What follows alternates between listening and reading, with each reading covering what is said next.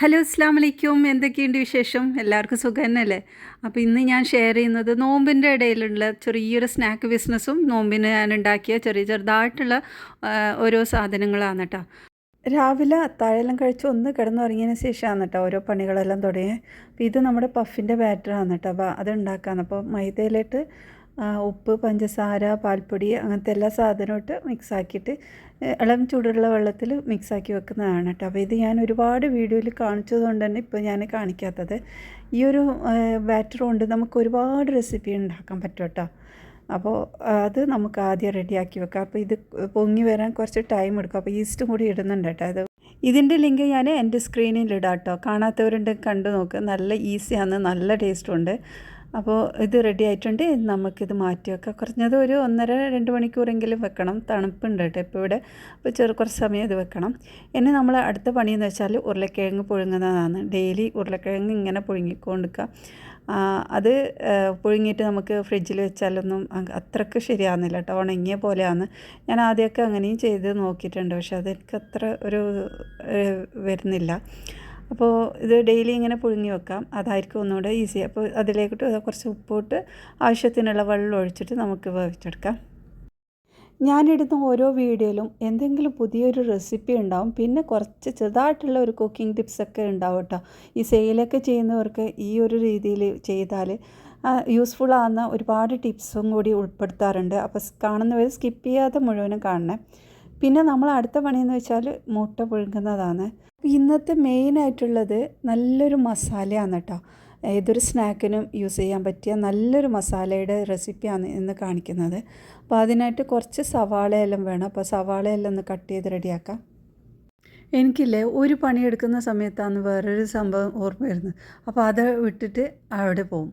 അപ്പോൾ അത് ചെയ്യുന്ന സമയത്ത് വേറെ ഒന്നും ഓർമ്മ വരുന്നു. അപ്പോൾ അതവിടെ പകുതി വിട്ടിട്ട് മറ്റെടുത്ത് പോകും. ഈ ഒരു സ്വഭാവം ഉണ്ട് കേട്ടോ. ഇതുപോലെയുള്ള വേറെ ആരെങ്കിലും ഉണ്ടെങ്കിൽ കമൻറ്റ് ചെയ്യാം.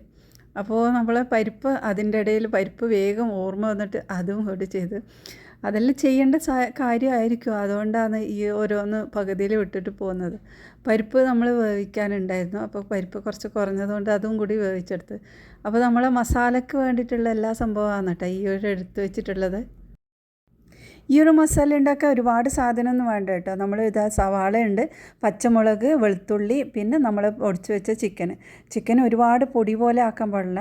ചെറുതായിട്ടൊന്ന് കൈകൊണ്ട് ഇങ്ങനെ പൊടിക്കുന്ന പോലെ ആ ഒരു രീതിയിലാക്കി എടുത്തിട്ടുണ്ട്. അപ്പോൾ ഇതാ പാത്രത്തിലോട്ട് കുറച്ച് കൂടുതൽ തന്നെ ഓയിൽ ഒഴിച്ച് കൊടുത്തിട്ടുണ്ട്. ഇതിലേക്ക് കുറച്ച് കൂടുതൽ ഓയിൽ വേണം, അതാണ് മെയിൻ. അപ്പോൾ നമ്മൾ ഇതിലോട്ട് കുറച്ച് സവാള ഇട്ട് പിന്നെ വെളുത്തുള്ളി പേസ്റ്റാണ് അത് 1 ടേബിൾ സ്പൂണോളം ചേർത്ത് കൊടുത്തിട്ടുണ്ട്. അതുപോലെ വെളുത്തുള്ളിയും കുറച്ച് കൂടുതലൊക്കെ വേണം. നമ്മൾ സാധാരണ ഇടുന്ന ഒരു മസാലയൊക്കെ ഇടുന്നതിനേക്കാളും ഇതിലോട്ട് കുറച്ച് കൂടുതൽ തന്നെ വെളുത്തുള്ളീൻ്റെ ഫ്ലേവറും വേണം കേട്ടോ. അപ്പോൾ അത് ഇട്ട് നന്നായിട്ടൊന്ന് വഴറ്റിയെടുക്കുക. അതിൻ്റെ ആ ഒരു വെളുത്തുള്ളീൻ്റെ ഒരു ഫ്ലേവറെല്ലാം നന്നായിട്ടൊന്ന് അലിഞ്ഞിരുന്ന് വരെ നമ്മളിതുപോലെ മിക്സാക്കി എടുക്കാം. ഇനി നമ്മൾ സീക്രട്ട് ഇൻഗ്രീഡിയൻ്റ് ആണ് കേട്ടോ ഇതിൽ ചേർക്കുന്നത്. മൈദയാണ് കേട്ടോ ഇതിലേക്ക് ചേർത്തത്. 1.5 ടേബിൾ സ്പൂണോളം മൈദ ഞാൻ എടുത്തിട്ടുണ്ട്.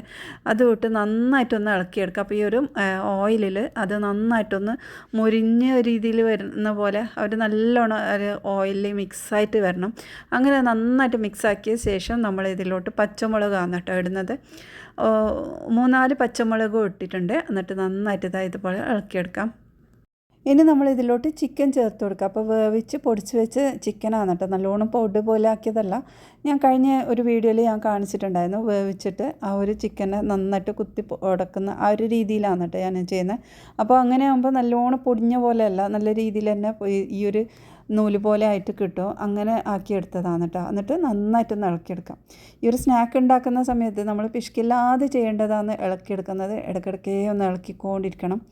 പിന്നെ നമ്മൾ ഇതിലോട്ട് മസാലകളെല്ലാം ഒന്ന് ചേർത്ത് കൊടുക്കുക. അപ്പം മഞ്ഞൾപ്പൊടി, മുളക് പൊടി, 2 മസാലപ്പൊടിയും ചേർത്ത് ഇതുപോലെ നന്നായിട്ടൊന്ന് ഇളക്കിയെടുക്കുക. അപ്പോൾ ഞാനിതിലോട്ട് വേറെ മസാലയൊന്നും ചേർക്കുന്നില്ല. നിങ്ങൾക്ക് വേണമെന്നുണ്ടെങ്കിൽ ആ ഒരു ചിക്കൻ്റെ മസാല ഉണ്ടല്ലോ അതൊക്കെ ചേർത്ത് കൊടുക്കാം കേട്ടോ. അപ്പോൾ ഞാനിവിടെ ഒന്നും ചേർത്തില്ല. ഈ 2 മസാല ഇട്ട് പിന്നെ പാകത്തിന് ഉപ്പും പിന്നെ മല്ലിയിലയും കൂടി ചേർത്ത് നന്നായിട്ടൊന്ന് ഇളക്കിയെടുക്കാം. അപ്പോൾ നമ്മുടെ മസാല ഇവിടെ റെഡി ആയിട്ടുണ്ട്. നല്ല രീതിയിൽ വഴറ്റി കഴിഞ്ഞാൽ നമുക്കിത് മാറ്റി വെക്കാം. പിന്നെ നമ്മൾ കൽത്തപ്പവും ഉണ്ടാക്കുന്നുണ്ട്. അതിൻ്റെ കൂടെ നമ്മൾ ചട്ടിപ്പത്തിരിൻ്റെതൊക്കെ റെഡി ആയിട്ടുണ്ട്.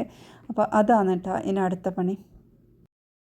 ചട്ടിപ്പത്തിരി ഉണ്ടാക്കുമ്പോൾ ഇതാ ആദ്യം നമ്മൾ ഒന്ന് പ്ലെയിൻ ആയിട്ടുള്ളതൊന്ന് വെച്ചതിന് ശേഷം അടുത്തതിലാണ് കേട്ടോ ഞാൻ ഈ ഒരു മുട്ട ബാറ്ററിൽ മുക്കിയിട്ട് വെക്കുന്നത്. ഇങ്ങനെ വെച്ചാൽ അടിയിലൊന്നും അങ്ങനെ പിടിക്കാതെ നമുക്ക് ഈസി ആയിട്ട് ഇളക്കി എടുക്കാൻ പറ്റും കേട്ടോ.